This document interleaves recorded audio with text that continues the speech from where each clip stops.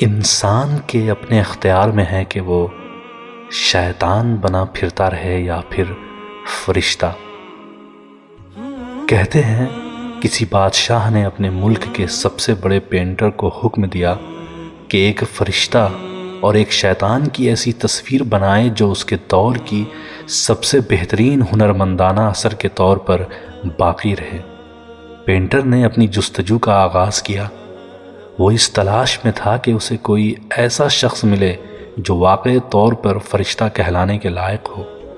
چونکہ اصلی فرشتہ کو وہ دیکھنے کے قابل نہیں تھا، اسی لیے ایک بہت ہی خوبصورت اور معصوم بچے کو ڈھونڈنے کے بعد اس کی تصویر بنائی۔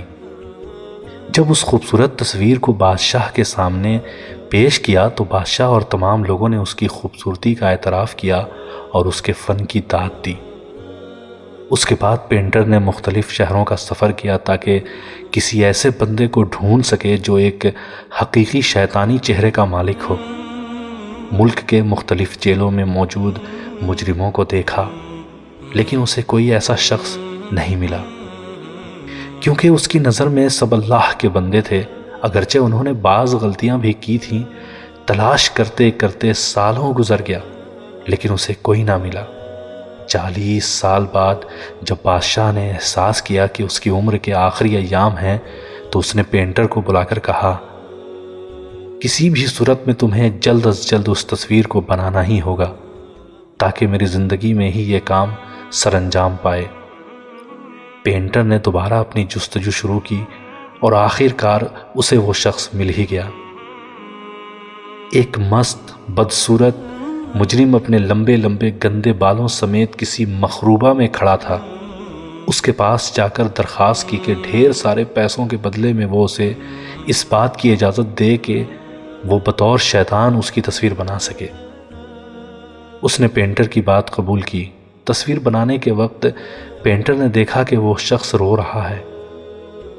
جب جاننے کی کوشش کی تو اس نے بتایا، میں وہی معصوم بچہ ہوں 40 سال پہلے جس کی تم نے فرشتہ والی تصویر بنائی تھی۔